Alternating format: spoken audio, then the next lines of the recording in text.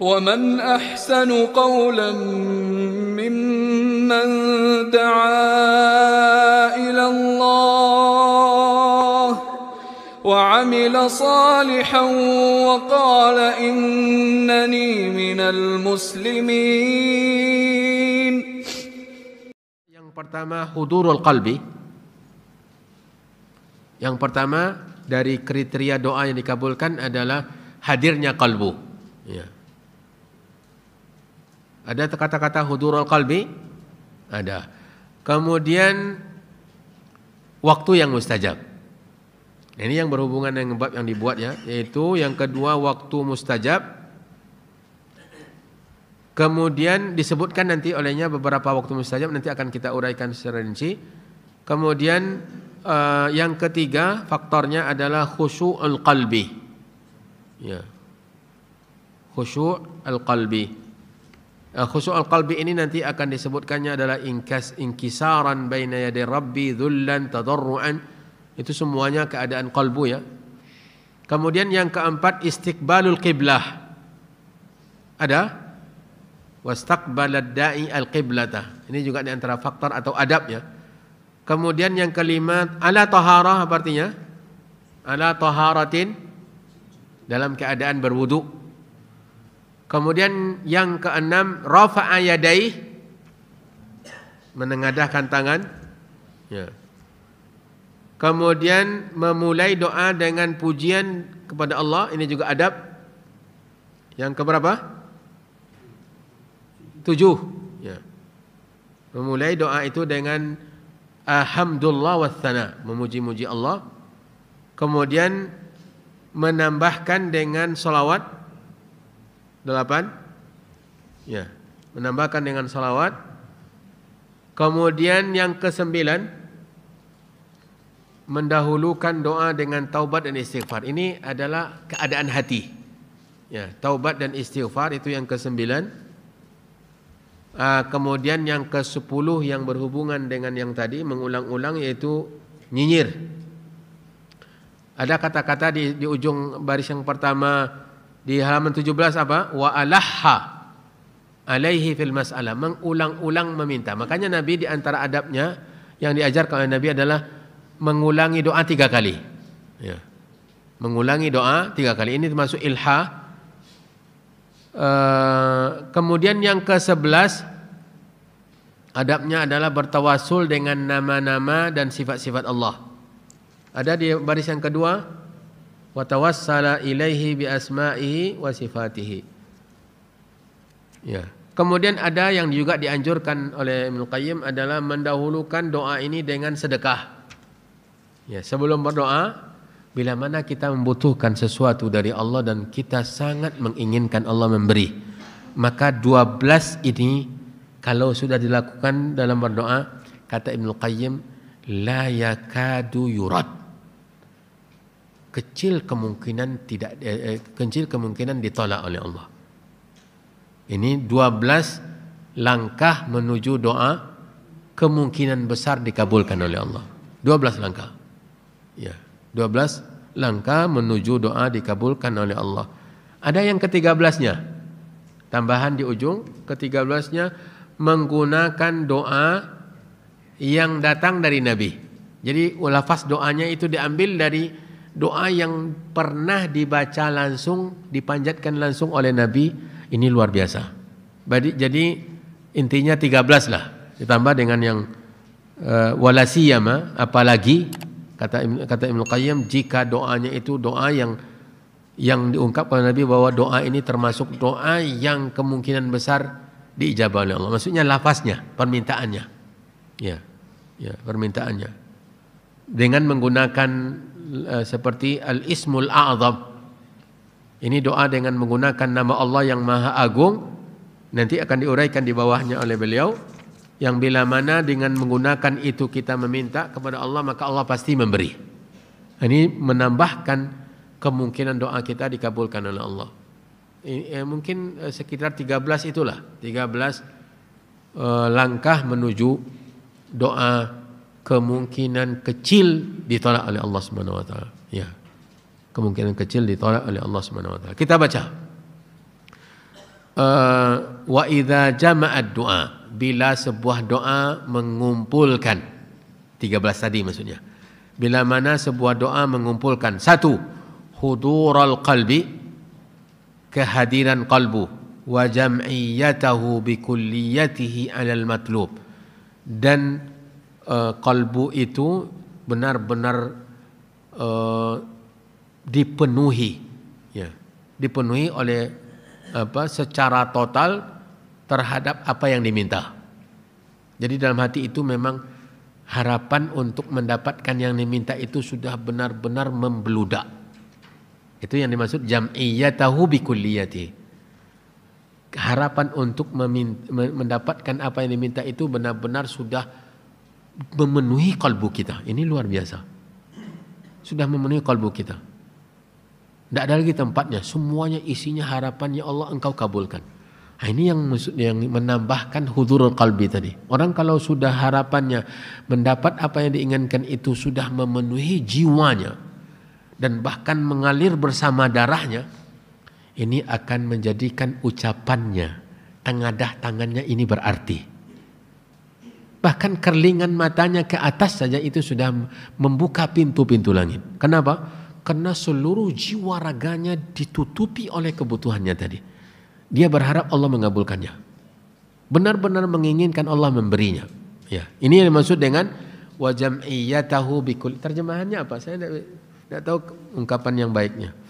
Wa jam'iyatahu bikulliyatihi 'alal matlub. Yaitu kalbu tadi mengumpulkan sepenuh-penuhnya apa yang ingin diminta tadi. Apa yang ingin diminta kepada Allah. Kemudian wasadafa waqtan, kemudian menggabungkan pula bertepatan dengan waktu dari waktu-waktu yang mustajab yang 6. Jadi beliau menyebutkan ada 6 waktu mustajab. Ini tambahan faedah. Ada 6 waktu mustajab untuk berdoa. Wahia, yang pertama, as-sulusul akhir minal lail, sepertiga terakhir malam. Dan ini didukung oleh hadis yang sahih. Allah Subhanahu wa taala dikabarkan oleh Nabi kita Muhammad SAW, yanzilu rabbuna kulla lailatin ila as-sama'id dunya hina yabqa thuluthul lailil akhir. Allah Rabb kita turun setiap malam ke langit dunia ketika tersisa sepertiga terakhir dari malam. Fayaqul hal min da'in fa astajibalah. Mana yang meminta akan saya berikan permintaannya. Hal min mustaghfirin fa aghfirlah. Mana yang meminta ampun akan saya ampuni doanya. Hal min sa'ilin fa a'tiyah. Yang tadi mana yang berdoa akan saya kabulkan doanya. Yang terakhir ini mana orang-orang yang meminta akan saya berikan permintaannya. Ini menunjukkan bahwa Allah menjamin ijabah di waktu itu. Ya. Yanzilu rabbuna kulla lailatin ila as-sama'id dunya hina yabqa thuluthul lailil akhir. Kemudian waktu mustajab yang kedua indal adzan. Saat azan. Di saat azan. Maksudnya ketika azan. Makanya di antara yang diajarkan Nabi, di antara zikir di saat azan itu setelah muadzin mengucapkan asyhadu anna Muhammadar Rasulullah. Allahu akbar, Allahu akbar. Asyhadu an la ilaha illallah. Asyhadu anna Muhammadar Rasulullah. Nabi SAW diriwayatkan darinya mengucapkan raditu billahi rabban wa bil islami dinan wa bi Muhammadin nabiyyan wa rasulah. Ya, ini di antara doa yang dipraktekkan ketika azan dikumandangkan. Ya. Kemudian waktu yang ketiga wa bainal adzani wal iqamati. Di antara selesainya azan dengan iqamah dikumandangkan. Ini juga waktu mustajab. Kata Nabi SAW, ad-du'a'u bainal adzani wal iqamati la yurad. Doa yang dipanjatkan di antara dua azan, maksudnya azan dan iqamah, itu tidak akan ditolak. Waktu yang keempat, adbar as-salawatil maktubat. Di dubur-dubur, adbar itu jamak dari dubur. Salat fardu, maksudnya di penghujung atau di belakang salat fardu. Di belakang salat fardu ini mayoritas para ulama merojihkan yaitu sebelum salam. Ya. Mayoritas, saya meralatnya. Sebagian para ulama merojihkan bahwa yang dimaksud dengannya adalah sebelum salam. Karena banyak dari hadis-hadis yang menjelaskan Nabi mengajarkan doa sebelum salam. Ya. Hadis-hadis seperti doa 4 isti'adzah. Allahumma inni a'udzubika min adzabi jahannam wa min adzabil qabri wa min fitnatil mahya wal mamat wa min syarri fitnatil masiihid dajjal. Allahumma a'inni ala dzikrika wa syukrika wa husni ibadatik. Allahumma inni zalamtu nafsi zulman katsira wa la yaghfiru dzunuba illa anta, dan seterusnya. Ini di antara doa yang langsung diajarkan oleh Nabi lafaznya. Kemudian Nabi mengatakan setelah mengajarkan as-salawat, tahiyat, tasyahud dan tahiyat, tasyahud dan salawat, Nabi mengatakan summa liyakhtar minad du'ai a'jabahu ilaih. Kemudian hendaklah dia memilih doa-doa yang paling spesial menurutnya kemudian berdoa. Ini sebelum salam. Inilah di antara alasan-alasan kita memilih pendapat sebagian para ulama ini. Dan ada yang berpendapat bahwa doa ini setelah salam, tetapi kecil sedikit dari mereka yang berpendapat demikian. Syekh Sa'di rahimahullahu taala ketika menafsirkan surat Ad-Duha, ya, menafsirkan surat Ad-Duha, kita lihat salah satu dari alasan mereka, ya, surat Ad-Duha. Wa amma bukan Al-Insyirah atau Ad-Duha? Al-Insyirah, maaf, Al-Insyirah. Al-Insyirah ayat 7 dan 8. Ya. Al-Insyirah ayat 7 dan 8. Syekh Sa'di rahimahullah mengatakan ayat yang ketujuh, maka apabila engkau telah selesai dari suatu urusan, tetaplah bekerja keras untuk urusan yang lain, kemudian dan hanya kepada Tuhanmu lah engkau berharap, maksudnya berdoa. Kata beliau di ujung syarah ini, ya, wastadalla man qala bihadzal qaul ala masru'iyyati du'a wa dzikri aqibas salawatil maktubat. Berdalil dengan dengan ayat ini, orang yang berpendapat bahwa disyariatkannya berdoa dan berzikir setelah selesai salat fardu, karena Allah mengatakan wa ila rabbika farghab, yaitu setelah selesai salat dan berharaplah kepada Allah. Tetapi yang dirajihkan, yang kita rajihkan yaitu yang pertama tadi, karena dalil-dalil yang sangat banyak yang langsung doanya diajarkan oleh Nabi, dan juga hadis perintah untuk berdoa, memilih doa yang spesial sebelum salam. Walaupun kalau ada yang berdoa setelah salam juga tidak diingkari, ya, beringkari karena berzikir sudah jelas, ya. Adapun berdoa, pendapat yang kita pilih adalah sebelum salam, dan waktu-waktu yang lain seperti di antara dua adzan, ketika adzan, kemudian sepertiga terakhir malam. Waktu yang keberapa lagi dari waktu mustajab? Hah? Kok bisa berbeda bilangannya? Yang keempat atau kelima? Yang sekarang yang keempat. Sekarang yang keempat, yang kelima lagi.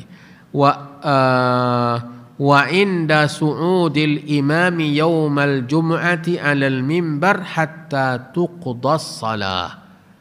Waktu doa mustajab ketika imam sudah naik mimbar sampai salat selesai dilaksanakan. Jadi selama imam naik di atas mimbar itu masih dalam zona waktu mustajab.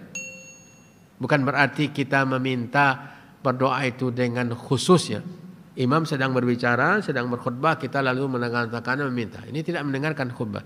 Ada celah-celahnya. Ketika misalnya imam bercerita tentang kebaikan, kita minta kepada Allah. Ketika imam menjelaskan tentang keburukan, kita meminta dilindungi. Apalagi kalau bercerita tentang neraka, tentang surga, kita celah-celahi dengan doa. Bukan berdoa secara khusus, ya, dengan menengadahkan tangan, karena kita diperintah untuk mendengarkan khutbah. Kita diperintah untuk mendengarkan khutbah. Apalagi ketika imam berdoa. Apalagi ketika imam berdoa, kita boleh saja untuk mengaminkannya. Ya. Mengaminkan tidak mesti menengadahkan tangan. Ini termasuk doa di saat imam di atas mimbar. Imam berdoa, kita aminkan. Ya, kita aminkan. Kemudian nanti doa-doa yang dipanjatkan saat sholat. Rabbighfirli, Rabbighfirli. Ini termasuk dalam zona waktu. Startnya naik imam di atas mimbar, finishnya kapan? Assalamualaikum, assalamualaikum. Jadi sebelum salam juga ada doa, ketika sujud ada doa, tetapi dalam zona apa? Waktu mustajab. Ya, maka seriuskan berdoa di waktu tersebut. Kalau tiba pada waktu berdoa, apalagi ada momennya seperti ketika imam memperingatkan tentang neraka, memberikan janji tentang surga, menjelaskan tentang kebaikan dan keburukan, maka layak kita untuk meminta kepada Allah Subhanahu wa taala. Waktu yang keenam terakhir ya. Yang keenam terakhir adalah wa akhiru sa'atin ba'dal asri min dzalikal yaum. Setelah asar, waktu terakhir di hari Jumat. Ya.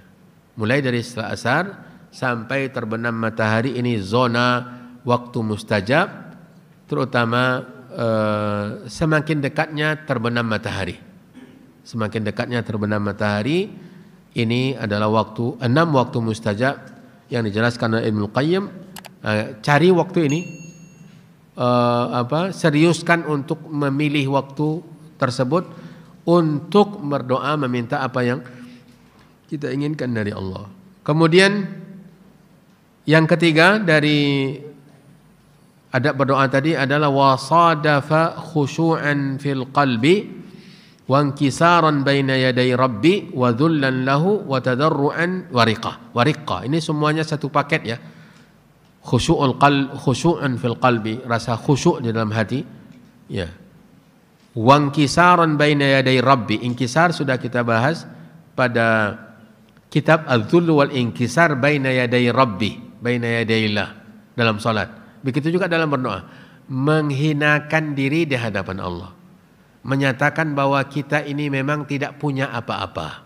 Kita lemah, kita butuh kepada Allah yang Maha Kaya, yang Maha Pemurah. Ini yang harus kita hadirkan, dan tidaklah menjadi kemestian kita merubah raut wajah.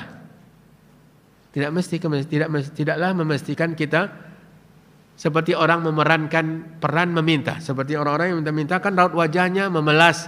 Kita juga tidak mesti seperti itu. Tetapi yang penting adalah kondisi kalbu kita. Harus ada khusyuk, inkisar. Kalau memang nampak di wajah, ini bukan tujuan kita. Karena kita berdoa kan untuk Allah, bukan untuk manusia. Kalau kita berdoa itu agar dilihat oleh manusia bahwa kita khusyuk, lalu wajah kita, raut wajah nampak memelas, tidak tahu saya bagaimana caranya. Ini tidaklah menunjukkan kalbu kita demikian pula. Yang penting di sini keadaan kalbu. Harus ada inkisar, harus khusyuk, menghinakan diri kepada Allah, tadarru', berharap, riqqah. Riqqah ini dia riqa itu kekhusyukan, benar-benar kalbu kita benar-benar merasa saat itu kebutuhan yang bersangatan kepada Allah Subhanahu wa taala. Ini yang ketiga dari adabnya setelah hadirnya kalbu, tepat waktu yang mustajab, keadaan kalbu kita seperti tadi. Kemudian yang keempat, wastaqbalad da'il qiblah. Usahakan ketika berdoa itu menghadap ke kiblat. Bukan berarti sebuah kemestian juga, tetapi ini di antara adab. Bila mana tidak menghadap kiblat sekalipun, tidak ada masalah, tetapi ada baiknya untuk menghadap ke kiblat. Wa kana ala taharatin, dan berada dalam keadaan berwudu. Apalagi ketika salat yang sudah pasti berwudu. Saat sujud sudah pasti berwudu, dan di dalam salat lagi. Ya. Kemudian wa rafa'a yadayhi ila Allah taala, menengadahkan tangan. Kata para ulama bahwa menengadahkan tangan ini merupakan sebab terkabulnya doa. Makanya Nabi mengatakan innallaha hayyun sittirun yastahi minal abdi idza rafa'a yadayhi fayaqul ya Rabb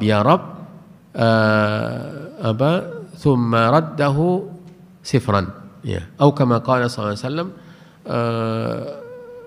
Intinya bahwa menengadahkan tangan merupakan salah satu faktor terkabulnya doa. Tetapi harus ada catatannya, bila mana kita berdoa di waktu, di tempat di mana Nabi SAW berdoa. Bila mana kita berdoa di waktu, di tempat yang Nabi SAW berdoa dan tidak dijelaskan bahwa beliau menengadahkan tangan, maka kita tidak menengadahkan tangan. Seperti berdoa, khatib berdoa di sholat Jumat. Ya. Khatib berdoa di sholat Jumat. Itu tidak ada satu dalil pun yang menjelaskan bahwa Nabi menengadahkan tangan. Justru yang dijelaskan dalam riwayat bahwa Nabi SAW mengisyaratkan dengan telunjuknya ke langit. Ya. Mengisyaratkan dengan telunjuknya ke langit. Mengisyaratkan juga tidak mesti mengangkat, karena mengisyaratkan dengan telunjuk bukan mengangkat tangan. Mengisyaratkan dengan telunjuk, ya, dengan mengisyaratkan dengan telunjuk ke langit. Ini yang dijelaskan dalam riwayat, berarti tuntunannya seperti itu. Tentunya seperti itu. Dan berdoa-doa yang lain dalam berzikir, ya. Mau makan, ada doa? Ada doa. Nabi SAW tidak jelaskan dia menengadahkan tangan dalam berdoa sebelum makan. Tidak ada. Tidak ada. Pada waktu dan tempat diriwayatkan Nabi berdoa dengan doa tertentu, maka harus sesuai dengan tuntunan Nabi. Asalnya setiap kali berdoa kita meminta, kemudian dikecualikan bila mana ada penjelasan bahwa Nabi berdoa, Nabi meminta di waktu, di tempat, dan dia ternyata tidak menengadahkan tangan, maka tidak menengadahkan tangan, itulah yang tuntunan. Kemudian adab yang keberapa?